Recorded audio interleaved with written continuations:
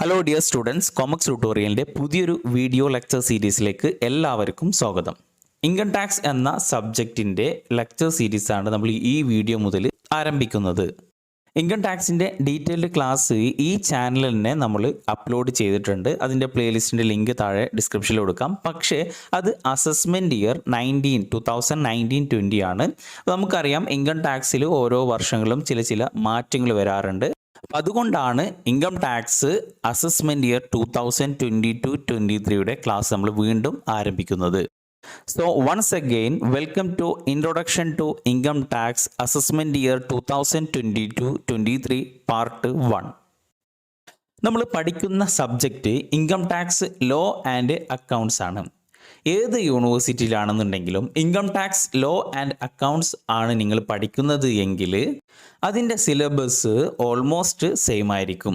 അപ്പോൾ അത് ഇപ്പോൾ BCom ആവട്ടെ, BBA, M.Com, CA, CMA, CS തുടങ്ങിയിട്ടുള്ള എല്ലാ കോഴ്സുകളിലും income tax law and accounts ആണ് നിങ്ങൾ പഠിക്കുന്നത് എങ്കിൽ അതിൽ നിങ്ങൾക്ക് പഠിക്കേണ്ട കണ്ടൻറ്റ് ഒന്ന് റെസിഡൻഷ്യൽ സ്റ്റാറ്റസ്, പിന്നെ different heads, salary, house property, business of profession, capital gain, other source, കൂടാതെ computation of gross total income തുടങ്ങിയ ടോപ്പിക്കുകളാണ്.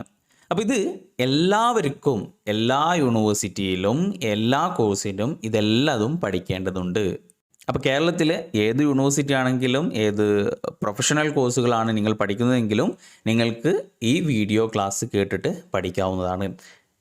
അപ്പോൾ ഇനി നമുക്ക് നേരെ ക്ലാസ്സിലേക്ക് കടക്കാം. What is tax? എന്താണ് ടാക്സ്? നമുക്കറിയാം, ഗവൺമെൻറ്റിനെ സംബന്ധിച്ചിടത്തോളം ഗവൺമെൻറ്റിന് ഒരുപാട് ഹ്യൂജ് എക്സ്പെൻഡിച്ചർ ഉണ്ട്. ഇൻഫ്രാസ്ട്രക്ചർ ഡെവലപ്മെൻറ്റ്, ഹെൽത്ത്, എഡ്യൂക്കേഷൻ തുടങ്ങിയവ. അപ്പോൾ ഇതിനൊക്കെ ഈ ഫണ്ട് കണ്ടെത്താൻ ഗവൺമെൻറ് പ്രത്യേക ജോലിക്കൊന്നും പോവാറില്ല. അപ്പോൾ ഈ എക്സ്പെൻഡിച്ചറിന് വേണ്ടിയിട്ടുള്ള ഫണ്ട് അവിടുത്തെ ജനങ്ങളിൽ നിന്ന്, ആ രാജ്യത്തെ ജനങ്ങളിൽ നിന്ന് ടാക്സ് ആയിട്ട് കളക്ട് ചെയ്യുന്നു. അപ്പോൾ ടാക്സ് എന്ന് പറഞ്ഞു കഴിഞ്ഞാൽ ഒരു കമ്പൽസറി ഫിനാൻഷ്യൽ ചാർജാണ്. നിർബന്ധമായിട്ടും ഒരു രാജ്യത്തെ ജനങ്ങൾ കൊടുക്കേണ്ട ഫിനാൻഷ്യൽ ചാർജാണ് tax. So tax is a type of levy imposed upon a tax payer by a government entity in order to finance government activities. ഗവൺമെൻറ്റിൻ്റെ വിവിധ തരം ആക്ടിവിറ്റീസിന് ഫിനാൻസ് കണ്ടെത്താൻ വേണ്ടിയിട്ട് ഗവൺമെൻറ് എൻറ്റിറ്റി അവിടുത്തെ ആ രാജ്യത്തെ ടാക്സ് പേയേഴ്സിൽ നിന്നും ഇമ്പോസ് ചെയ്യുന്ന ഒരു ടൈപ്പ് ഓഫ് ലെവി, കരമാണ് ടാക്സ് എന്നത്. ഓക്കെ, അപ്പോൾ ടാക്സ് ചിലപ്പോൾ അത് ഡയറക്റ്റ് ടാക്സ് ആവാം, അല്ലെങ്കിൽ ഇൻഡയറക്റ്റ് ടാക്സ് ആവാം. നമ്മളെല്ലാവരും ടാക്സ് കൊടുക്കുന്നവരാണ്. ഓരോ സാധനങ്ങൾ മേടിക്കുമ്പോഴും നമ്മൾ ടാക്സ് കൊടുക്കുന്നുണ്ട്. So it's a compulsory financial charge. Indian ഭരണഘടനയിൽ ആർട്ടിക്കിൾ 265 ഈ ടാക്സിനെ പറ്റിയിട്ട് പറഞ്ഞിട്ടുള്ളത് no tax shall be levied or collected except by the authority of law. Tax collect ചെയ്യാനും ലെവി ചെയ്യാനും ചുമത്താനുമുള്ള അധികാരം അത് നിയമപരമായിട്ടുള്ള അതോറിറ്റിക്ക് മാത്രമാണ്. അപ്പോൾ ഓരോ ടാക്സും കളക്ട് ചെയ്യുന്നത് പാർലമെൻറ്റിലോ അല്ലെങ്കിൽ സ്റ്റേറ്റ് ലെജിസ്ലേച്ചർ നിയമസഭയിലോ പാസ്സാക്കിയിട്ടുള്ള പ്രത്യേക ആക്ട് പ്രകാരമാണ് ഓരോ ടാക്സും കളക്ട് ചെയ്യുന്നത്. ഇപ്പോൾ ഇൻകം ടാക്സ് കളക്ട് ചെയ്യുന്നത് ഇൻകം ടാക്സ് ആക്ട് 1961, അത് പാർലമെൻറ്റിൽ പാസ്സാക്കിയിട്ടുണ്ട്. അപ്പോൾ അത് പ്രകാരമാണ് ഇൻകം ടാക്സ് കളക്ട് ചെയ്യുന്നത്. അതേപോലെ തന്നെ GST, goods and service tax, അതും ഈ ഒരു പാർലമെൻറ്റിൽ പാസ്സാക്കിയിട്ടുള്ള ആക്ട് പ്രകാരമാണ് ഈ GSTയും ഇൻഡയറക്റ്റ് ടാക്സും കളക്ട് ചെയ്യുന്നത്. ഓക്കെ, അപ്പോൾ നമ്മൾ പറഞ്ഞു ഇന്ത്യയിലെ ടാക്സ് സ്ട്രക്ചർ എന്ന് പറഞ്ഞു കഴിഞ്ഞാൽ രണ്ട് ടൈപ്പ് ടാക്സ് ഉണ്ട്. ഒന്ന് ഡയറക്റ്റ് ടാക്സും മറ്റത് ഇൻഡയറക്റ്റ് ടാക്സും. അപ്പോൾ GST വരുന്നതിന് മുമ്പ് ഇന്ത്യയിലെ ടാക്സ് സ്ട്രക്ചർ എന്ന് പറയുമ്പോൾ ഡയറക്റ്റ് ടാക്സും ഇൻഡയറക്റ്റ് ടാക്സ് ഉണ്ടായിരുന്നു. ഡയറക്റ്റ് ടാക്സ് എന്ന് പറയുമ്പോൾ അതിൽ പെട്ടതാണ് ഇൻകം ടാക്സ്, വെൽത്ത് ടാക്സ്. ഇപ്പോൾ അതെന്ത് ചെയ്തിട്ടുണ്ട്, റിമൂവ് ചെയ്തിട്ടുണ്ട്. ഇപ്പോൾ ഡയറക്റ്റ് ടാക്സ് എന്ന് പറയുമ്പോൾ ഇൻകം ടാക്സ് മാത്രമാണ്. ഇനി ഇൻഡയറക്റ്റ് ടാക്സ് നോക്കുകയാണെന്നുണ്ടെങ്കിൽ GST വരുന്നതിന് മുമ്പ് excise duty, custom duty, service tax, sales tax, entry tax, lottery tax, luxury tax, അങ്ങനത്തെ ഒരുപാട് ഇൻഡയറക്റ്റ് ടാക്സ് ഉണ്ടായിരുന്നു. അപ്പോൾ ഈ ഇൻഡയറക്റ്റ് ടാക്സ് GST വന്നപ്പോൾ എന്ത് സംഭവിച്ചു എന്നുള്ളത് നമുക്കറിയാവുന്നതാണ്. അപ്പോൾ GSTൻ്റെ ശേഷം ഇപ്പോഴത്തെ പ്രസൻറ്റ് ടാക്സ് സ്ട്രക്ചർ ഇന്ത്യയിലത് ഡയറക്റ്റ് ടാക്സും ഇൻഡയറക്റ്റ് ടാക്സും ആണ്. അപ്പോൾ അതിൽ ഡയറക്റ്റ് ടാക്സ് എന്ന് പറഞ്ഞു കഴിഞ്ഞാൽ ഇൻകം ടാക്സ്, പിന്നെ tax on undisclosed foreign income and asset വെച്ചാൽ ഡിസ്ക്ലോസ് ചെയ്യാത്ത ഫോറിൻ ഇൻകത്തിന് നമ്മൾ ടാക്സ് ഡയറക്റ്റ് ആയിട്ട് കൊടുക്കേണ്ടി വരും. അപ്പോൾ ഡയറക്റ്റ് ടാക്സ് എന്ന് പറഞ്ഞു കഴിഞ്ഞാൽ മെയിൻലി ഇൻകം ടാക്സ് ആണ്. ഇനി ഇൻഡയറക്റ്റ് ടാക്സ് എന്ന് പറയുമ്പോൾ നമ്മൾ പറഞ്ഞു ഇവിടെ ഒരുപാട് ടാക്സ് ഉണ്ടായിരുന്നു അല്ലേ.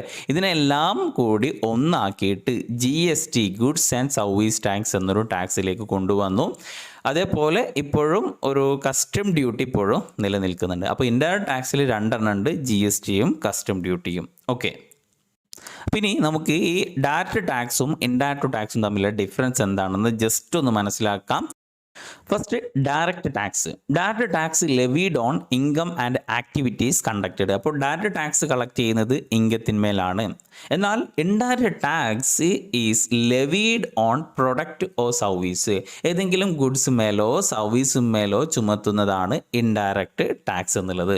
ഓക്കെ, അപ്പോൾ ഡയറക്റ്റ് ടാക്സ് എന്ന് പറഞ്ഞാൽ ഇൻകത്തിന്മേൽ ചുമത്തുന്നതാണ്. ഇൻഡയറക്റ്റ് ടാക്സ് എന്ന് പറഞ്ഞു കഴിഞ്ഞാൽ ഗുഡ്സോ സർവീസുമേൽ ചുമത്തുന്നതാണ്. ഓക്കെ, ദെൻ ഡയറക്റ്റ് ടാക്സിൽ person pay tax from own pocket. അപ്പോൾ ഒരു വ്യക്തി, ആ വ്യക്തിയുടെ ടാക്സ് അദ്ദേഹം സ്വന്തം പോക്കറ്റിൽ നിന്ന് എടുത്തു കൊടുക്കുന്നു എന്ന് വെച്ച് കഴിഞ്ഞാൽ ആ വ്യക്തിയുടെ ഇൻകത്തിന് ആ വ്യക്തി ഡയറക്റ്റ് ആയിട്ട് ടാക്സ് പേ ചെയ്യുന്നു. അപ്പോൾ എനിക്ക് എത്രയാണോ ഇൻകം ആ ഇൻകത്തിന് ഞാൻ ടാക്സ് കൊടുക്കണം. മറ്റൊരാളുടെ ഇൻകത്തിന് ഞാൻ ടാക്സ് കൊടുക്കേണ്ട ആവശ്യമില്ല. എനിക്ക് എത്രയാണോ ഇൻകം ഉള്ളത് അതിനാണ് ഞാൻ ടാക്സ് കൊടുക്കേണ്ടത്. എന്നാൽ indirect tax person collected tax from customer and pays to government. അപ്പോൾ നമ്മളൊരു സാധനം മേടിക്കാൻ പോയി കഴിഞ്ഞ് കഴിഞ്ഞാൽ നമ്മൾ എന്ത് ചെയ്യുന്നു, കടക്കാരൻക്ക് ആ സാധനത്തിൻ്റെ വിലയും കൂടെ ടാക്സും കൂടി കൊടുക്കുന്നു. അപ്പോൾ ഈ കസ്റ്റമറിൽ നിന്നാണ് ആ സെല്ലറ് ടാക്സ് കളക്ട് ചെയ്യുന്നത്. അതിന് ശേഷം ഗവൺമെൻറ്റിലേക്ക് സെല്ലറാണ് പേ ചെയ്യുന്നത്. അപ്പോൾ നമ്മൾ ഡയറക്റ്റായിട്ട് നമ്മളിപ്പോൾ ഒരു സാധനം മേടിക്കുകയാണെന്നുണ്ടെങ്കിൽ നമ്മൾ ഡയറക്റ്റായിട്ട് ഗവൺമെൻറ്റിന് ടാക്സ് പേ ചെയ്യുന്നില്ല. പകരം നമ്മൾ ആ കടക്കാരൻക്കാണ് ടാക്സ് കൊടുക്കുന്നത്. അപ്പോൾ ഇൻഡയറക്റ്റ് ആയിട്ടാണ് അവിടെ ടാക്സ് പേ ചെയ്യുന്നത്. ഇനി ഡയറക്റ്റ് ടാക്സിൽ നോക്കുകയാണെന്നുണ്ടെങ്കിൽ paid directly by person concerned. ഏത് വ്യക്തിയാണോ ടാക്സ് കൊടുക്കാൻ ബാധ്യസ്ഥനായിട്ടുള്ളത് ആ വ്യക്തിയാണ് ടാക്സ് ഡയറക്റ്റ് ആയിട്ട് പേ ചെയ്യുന്നത്. എന്നാൽ ഇൻഡയറക്റ്റ് ടാക്സിൽ paid by one person and recover from another person. അപ്പോൾ ഒരു ഇൻഡയറക്റ്റ് ടാക്സിൽ ഒരു വ്യക്തി ടാക്സ് പേ ചെയ്യുന്നു, എന്നിട്ട് അത് മറ്റൊരു വ്യക്തിയിൽ നിന്ന് കളക്ട് ചെയ്യുന്നു. അപ്പോൾ ടാക്സ് കൊടുക്കാൻ ബാധ്യസ്ഥനായിട്ടുള്ള വ്യക്തി ആരാണ്? കസ്റ്റമറാണ്. ആ കസ്റ്റമർ സെല്ലറിന് ടാക്സ് കൊടുക്കുന്നു. അപ്പോൾ ഇവിടെ ടാക്സ് കളക്ട് ചെയ്യുന്നത് ആരാണ്? സെല്ലറാണ്. എന്നിട്ട് ഗവൺമെൻറ് ആ ടാക്സ് സെല്ലറിൽ നിന്നും റിക്കവർ ചെയ്യുന്നു. ഓക്കെ, അപ്പോൾ അതാണ് ഇൻഡയറക്റ്റ് ടാക്സിലുള്ളത്. അപ്പോൾ ഡയറക്റ്റ് ടാക്സിന് എക്സാമ്പിൾ എന്ന് പറയുമ്പോൾ ഇൻകം ടാക്സ് ആണ്. ഇൻഡയറക്റ്റ് ടാക്സിന് എക്സാമ്പിൾ GST ആണ്. ഓക്കെ, അപ്പോൾ ജസ്റ്റ് ഇൻഡയറക്റ്റ് ടാക്സും അതേപോലെ ഡയറക്റ്റ് ടാക്സും തമ്മിലുള്ള ഡിഫറൻസ് എന്താണെന്ന് മനസ്സിലായിട്ടുണ്ടാകും. ഓക്കെ, അപ്പോൾ ഇനി നമ്മളുടെ ടോപ്പിക്കിലേക്ക് കടക്കാം. നമ്മളുടെ സബ്ജക്റ്റ് ഇൻകം ടാക്സ് ആണ്. Tax levied directly by the central government on the income earned by the individual and other non individual. വ്യക്തികളിൽ നിന്ന് അല്ലെങ്കിൽ അതർ നോൺ ഇൻഡിവിജ്വൽ എന്ന് പറയുമ്പോൾ വ്യക്തികളല്ലാത്ത കമ്പനി, ഫേം, AOP, BOI അവരിൽ നിന്ന് അവരുടെ ഇൻകം എത്രയാണോ ഏൺ ചെയ്തത് അതിന് സെൻട്രൽ ഗവൺമെൻറ് ഡയറക്റ്റ് ആയിട്ട് കളക്ട് ചെയ്യുന്ന ടാക്സ് ആണ് ഇൻകം ടാക്സ്. അപ്പോൾ നമുക്ക് മനസ്സിലായി ഈ ഇൻകം ടാക്സ് കളക്ട് ചെയ്യുന്നത് ആരാണ്? സെൻട്രൽ ഗവൺമെൻറ് ആണ്. ഓക്കെ, അതുപോലെ തന്നെ ടാക്സ് കൊടുക്കേണ്ടത് ഇൻഡിവിജ്വൽ മാത്രമല്ല, മറ്റ് അതർ നോൺ ഇൻഡിവിജ്വൽ എന്ന് പറഞ്ഞാൽ company, firm, AOP, BOI, artificial judicial person, local authority ഇവരെല്ലാവരും ഇന്ത്യയിൽ എല്ലാ എൻറ്റിറ്റിയും ടാക്സ് കൊടുക്കാൻ ബാധ്യസ്ഥനാണ്. Tax imposed on individual or other entities നമ്മൾ ഓൾറെഡി പറഞ്ഞു. Tax vary with respective of income or പ്രോഫിറ്റോ ലാഭമോ അല്ലെങ്കിൽ നമ്മുടെ ഇൻകത്തിൻ്റെ ആ തോതനുസരിച്ചിട്ട് ടാക്സിൽ ചിലപ്പോൾ ചില വ്യത്യാസങ്ങളുണ്ടാകും. നമ്മൾ ഇൻകം ടാക്സ് കൊടുക്കുന്നത് ഇൻഡിവിജ്വൽ ആണെങ്കിൽ സ്ലാബ് റേറ്റിലാണ്. എന്ന് വെച്ച് കഴിഞ്ഞാൽ പ്രോഗ്രസീവ് ടാക്സ് ആണ്. അപ് ടു 2,50,000 വരെ ടാക്സ് കൊടുക്കേണ്ട. 2,50,000 മുതൽ ആണ് നമുക്ക് ടാക്സ് കൊടുക്കേണ്ടത്. അത് തന്നെ സ്ലാബ് റേറ്റ് വെച്ചിട്ടാണ്. അതൊക്കെ നമ്മൾ ഡീറ്റെയിൽ ആയിട്ട് വരും ക്ലാസ്സുകളിൽ ഡിസ്കസ് ചെയ്യും. ഓക്കെ, നെക്സ്റ്റ് ഇൻകം ടാക്സിൻ്റെ അപ്പെക്സ് ബോഡി എന്ന് പറയുമ്പോൾ CBDT ആണ്. Central board of direct tax ആണ്. അപ്പോൾ CBDTക്കാണ് ഇൻകം ടാക്സ് കളക്ട് ചെയ്യാനും അത് ലെവി ചെയ്യാനും അതുമായി ബന്ധപ്പെട്ടുള്ള സർക്കുലർ, റൂൾസ്, റെഗുലേഷൻസ് ഒക്കെ ഇഷ്യൂ ചെയ്യാനുള്ള പരമാധികാരം സെൻട്രൽ ബോർഡ് ഓഫ് ഡയറക്റ്റ് ടാക്സിനാണ്.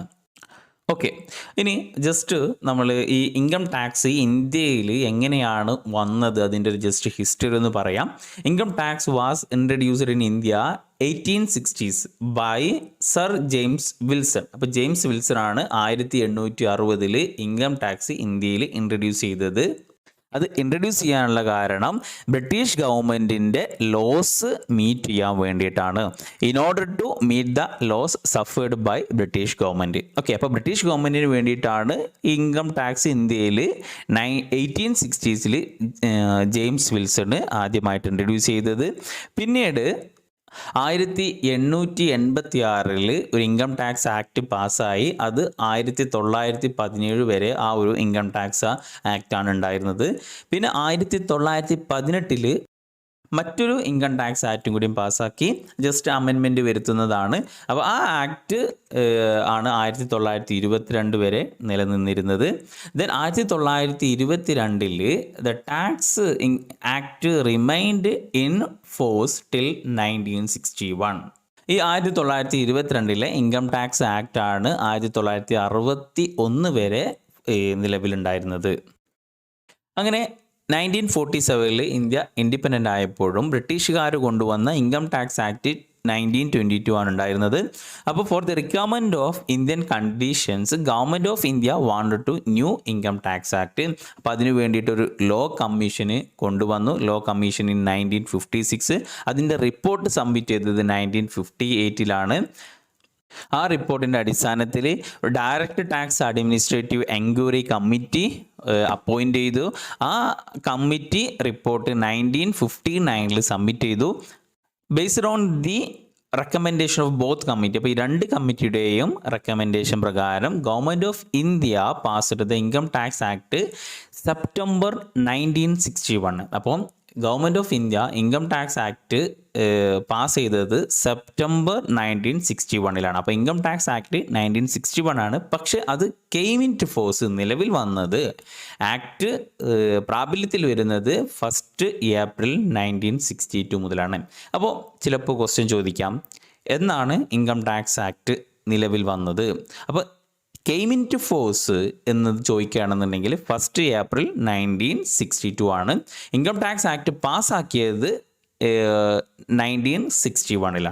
ഓക്കെ, അപ്പോൾ income tax act applicable to the whole of India including Jammu and Kashmir. അപ്പോൾ ഇന്ത്യയിൽ എല്ലായിടത്തും ഇൻകം ടാക്സ് അപ്ലിക്കബിൾ ആണ്. ഇൻകം ടാക്സ് ആക്ട് 1961 അപ്ലിക്കബിൾ ആണ്. ഓക്കെ, ഇനി ഈ ഇൻകം ടാക്സ് ആക്ട് 1961 298 സെക്ഷനും അതേപോലെ 23 ചാപ്റ്ററും 14 ഷെഡ്യൂൾസ് ആണുള്ളത്. ഇതൊന്നും ചോദിക്കില്ല, ജസ്റ്റ് ഒരു ഇൻഫോർമേഷന് വേണ്ടി പറഞ്ഞതാണ്. ഇൻകം ടാക്സ് ആക്ടിൽ ഒരു ആക്ട് ആകുമ്പോൾ അതിന് സെക്ഷൻസും ചാപ്റ്റേഴ്സും ഷെഡ്യൂൾസൊക്കെ ഉണ്ടാകും. അപ്പോൾ ഇൻകം ടാക്സ് ആക്ട് 1961 298 സെക്ഷൻസ് ഉണ്ട് എന്ന് മനസ്സിലാക്കാം.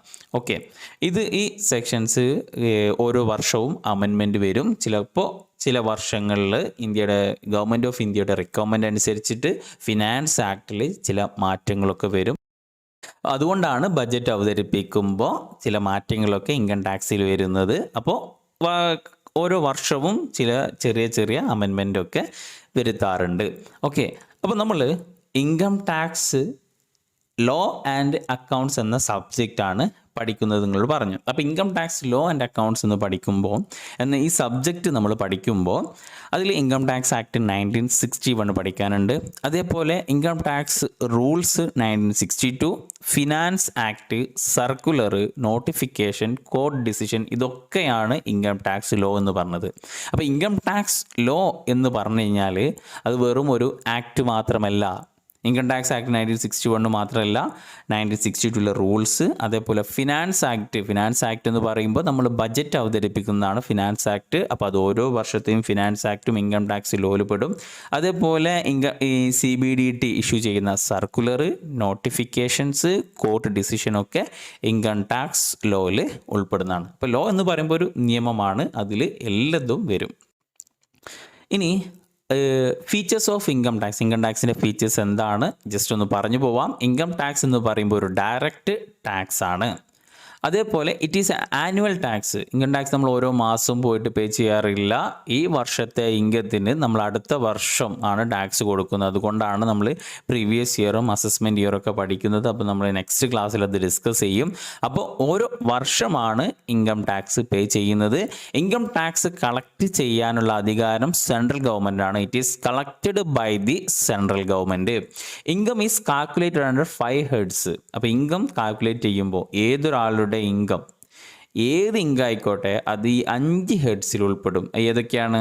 Salary, house property, business of professional income, capital gain, other source. അപ്പോൾ ഒരു വ്യക്തിക്ക് സാലറി കിട്ടുന്നതാണെങ്കിൽ എന്നുവെച്ചാൽ എംപ്ലോയർ ഒരു എംപ്ലോയി കൊടുക്കുന്നത് എന്തോ ആയിക്കോട്ടെ അതൊക്കെ സാലറിയിൽ പെടും. റെൻ്റൽ ഇൻകം ആണെന്നുണ്ടെങ്കിൽ ഹൗസ് പ്രോപ്പർട്ടി എന്ന് വെച്ച് കഴിഞ്ഞാൽ ബിൽഡിങ് വാടക കൊടുത്തിട്ടുള്ള ഇൻകം, അത് ഹൗസ് പ്രോപ്പർട്ടി അണ്ടറിൽ പെടും. അതേപോലെ ബിസിനസ് ചെയ്ത് കിട്ടുന്ന പ്രോഫിറ്റ് അല്ലെങ്കിൽ പ്രൊഫഷണൽ കൂടെ കിട്ടുന്ന ഗെയിന്, അതൊക്കെ എന്തിൽ പെടും? ഈ ബിസിനസ് ഓഫ് പ്രൊഫഷണൽ ഇൻകത്തിൽ പെടും. ക്യാപിറ്റൽ അസറ്റ്, സ്ഥലം, ബിൽഡിങ്, അതേപോലെ ക്യാപിറ്റൽ അസറ്റ് വിറ്റാൽ കിട്ടുന്ന ലാഭം ക്യാപിറ്റൽ ഗെയിനിൽ പെടും. ഇതിലൊന്നും പെടാത്തത് അതർ സോഴ്സിൽ പെടും. ഓക്കെ, അപ്പോൾ ഒരു വ്യക്തിയുടെ ഇൻകം അത് ഏത് സോഴ്സിലൂടെ കിട്ടിക്കഴിഞ്ഞാലും ഈ 5 ഹെഡിൽ ഏതെങ്കിലും ഒരു ഹെഡിൽ ഉൾപ്പെടുന്നതാണ്. ഓക്കെ, അപ്പോൾ ഇൻകം എന്നത് 5 ഹെഡ്സ് ആയിട്ട് ക്ലാസിഫൈ ചെയ്തിട്ടുണ്ട്. The tax rate is fixed by the annual finance act. അപ്പോൾ ഇൻകം ടാക്സിൻ്റെ റേറ്റ് ഫിക്സ് ചെയ്യുന്നത് ബജറ്റിലുള്ള അല്ലെങ്കിൽ ഫിനാൻസ് ആക്ട് പ്രകാരമാണ്. അപ്പോൾ ഓരോ ആനുവൽ ഫിനാൻസ് ആക്ട് എന്ന് പറഞ്ഞു കഴിഞ്ഞാൽ ബജറ്റാണ്. അപ്പോൾ ആ ബജറ്റിൽ ഉള്ളത് പ്രകാരമാണ് ഈ ടാക്സ് റേറ്റ് ഫിക്സ് ചെയ്യുന്നത്.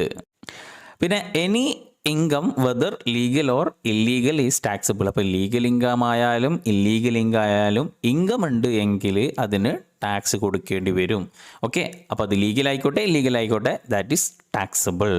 അപ്പോൾ ഇത്രയൊക്കെയാണ് നമ്മൾ ഈ ഇൻട്രൊഡക്ഷൻ ടു ഇൻകം ടാക്സ് എന്ന പാർട്ട് 1 നമ്മൾ ഡിസ്കസ് ചെയ്യുന്നത്. അപ്പോൾ ഇൻകം ടാക്സിനെ പറ്റിയിട്ട് ചെറിയൊരു ഐഡിയ കിട്ടിയിട്ടുണ്ടാകും എന്ന് വിചാരിക്കുന്നു. ഇനി ഇൻകം ടാക്സിൻ്റെ തുടർന്നുള്ള ക്ലാസ്സുകൾ നിങ്ങൾക്ക് യഥാസമയം ലഭിക്കാൻ വേണ്ടിയിട്ട് ചാനൽ സബ്സ്ക്രൈബ് ചെയ്യാം. ഈ വീഡിയോ ക്ലാസ് നിങ്ങൾക്ക് ഉപകാരപ്രദമായിട്ട് തോന്നുമെങ്കിൽ നിങ്ങളുടെ കൂട്ടുകാരിലേക്കും ഷെയർ ചെയ്യാം. അതുപോലെ വിലയേറിയ കമൻറ്റുകൾ രേഖപ്പെടുത്തുക. Thank you for watching. Will see next class.